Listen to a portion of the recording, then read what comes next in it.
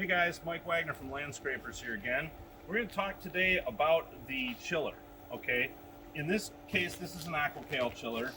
There are Hayward chillers, a lot of heater chiller combos, a bunch of different people make them. They're all going to operate the same basic way.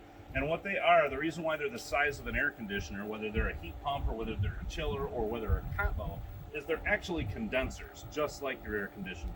So they're taking ambient wind temperature and they're condensing it down and they're cooling or they're heating or whatever it is that they're doing on the pool. In this situation, I'm a big fan of the AquaCal. I've used a bunch of different kinds of them. I feel like the AquaCal are the only ones that aren't ridiculously oversized and also seem to be very, very economical. They're very efficient and they're always really easy to program. So we're going to talk a couple things here. Let's see. All right, a little bit of dirt on that one. We had a big rainstorm come through here. First thing to understand, when it comes to heaters, chillers, or combos, they're not going to run without a flow to them. That's so that they protect themselves. Now let's talk about a couple things that can cause that problem.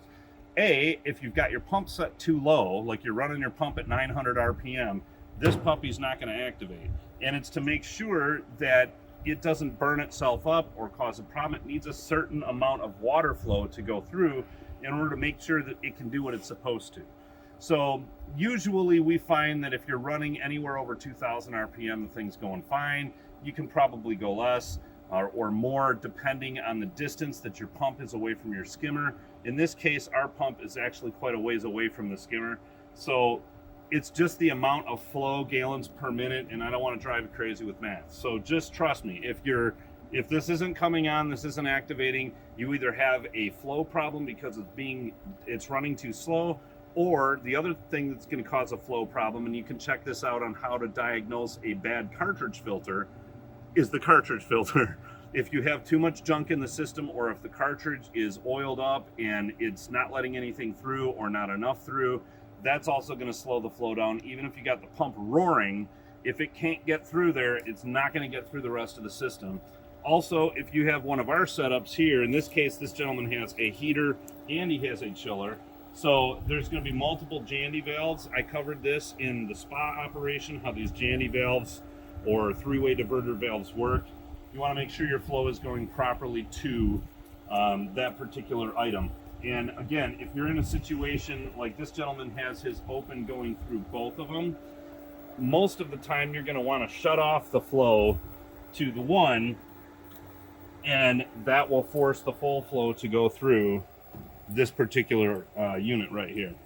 So if you're blessed enough to have chosen an AquaCal, you're going to just basically go in here, and you'll notice when you first touch anything, it just says keypad locked. Go ahead and swipe all the way across here. Boom, we're unlocked. Now, the pool temp is what it currently is. The chiller in this case is off. So what we're going to do here is now we press mode or enter, and that's saying, okay, well, what do we want the compressor to go down, or what do we want the pool to go down to? The cool set point on this is 49 degrees, which is just crazy. No one's going to swim that low. So let's go ahead and raise this up. We probably don't want it lower. I'm going to set this up for about 68. Actually, I think I'm going to set this up for 69 just for demonstration purposes. Normally, most people don't want to swim in their pool water lower than about 75 anyway. But hey, maybe you came from the north, I don't know. At any rate, you're going to notice when you first start it that it has a compressor delay that's going to it's going to consistently count down. That compressor delay is basically this whole thing getting ready to do its thing. Okay, I'm not going to bore you with all that detail stuff too, because that's the point of these videos. So at any rate, once your compressor delay goes down, and we're just going to kind of hang out here for a second, this is going to count down our 3 minutes, and then you're going to all of a sudden see a cooling come on this right here, and then we're in good shape. It's not on yet because we're not there yet. Our compressor's still working. So let's talk just for a second while we're doing that about the whole thing with compressors and dealing with heat pumps and chillers and things of that nature, okay? Because they're using the air that's outside, the ambient temperature determines a lot of whether or not they're able to actually operate correctly. I don't know why that fell off, but it did. So when you get air, obviously this is back to elementary physics, right? When you get air that starts getting colder, it keeps getting denser and denser, right? Well, if this is a condenser, once we get below, say, about 40 degrees, 41 degrees, the air is dense enough that it can't do what it's supposed to do anymore, and they're just not going to work correctly. This is important to understand with heat pumps versus heaters. On a heater here, you're going to have a gas-fired, think of it like a furnace in your house, okay? The water's going to come in here, and it's going to turn on a flame, and it's going to heat up all the water, and it's going to send it back out. That is not how a heat pump works. A heat pump is going to take this in, it's going to compress the air, it's going to be doing a couple of different things that actually are going to be a slower process, but they're also usually more efficient. These guys are set it and forget it items. These guys are on-demand items. This thing is going to take, and I'm going to refer to this as though it's a heat pump, even though this one's only a chiller. A heat pump might take, you know, depending on your pool size or whatever, it might take a whole day to get it where you want it to be. It might take a day and a half. But then once you get it there, you just leave it on, and it just runs. You'll notice if you ever go to a hotel or, you know, any area that has big pools, especially if they're outside, these are what's lined up, not these. Because these are the most efficient way to keep that temperature where it needs to be. Okay, come on over here. I don't know if you heard that on the video, but now we're cooling, right? If you see that, you're doing good. And that's just gonna basically be like a thermostat. You're gonna heat this thing up or cool it down depending on whether you're heater, chiller combo.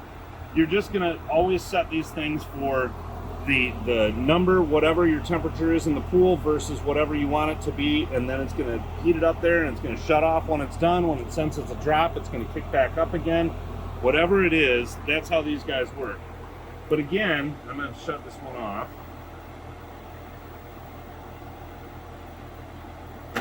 Okay. Again, just to wrap up this conversation, it's just really important to understand the difference in how these two items work, because we've had people who either don't have gas out where they're at and they want to get a heater, and we tell them the heat pump option, and then they call us up and they're like, "But we don't understand. We've been waiting for 2-3 hours and it's not gonna get hot that quick with these guys." But they are gonna maintain it, and they're gonna be really cheap to maintain it. Just like if you came into your house and it was 115 degrees inside the house on a hot day because no one ran the air conditioner, that air conditioner is going to probably run for 24 to 36 hours getting it where it needs to be. But then it's very efficient to just keep it where it needs to be. And that's what these guys are. They're keepers. You set it and forget it. So my recommendation when you're using a heat pump or a chiller or either one of them for whatever the application is go ahead and when you get close to the temperature that you want it to be outside, or your pool water rather, say you want it to be 76 degrees in the pool, when the pool reaches that, turn it on. Don't wait until the pool reaches 85 and turn it on. Turn it on right then, because then it doesn't have to do anything. It's already there. It'll just maintain it. Same thing with heat. The best way to run it, cheapest way to run it. Anyway, hopefully that answers your questions on these guys, and we'll see you on the next one.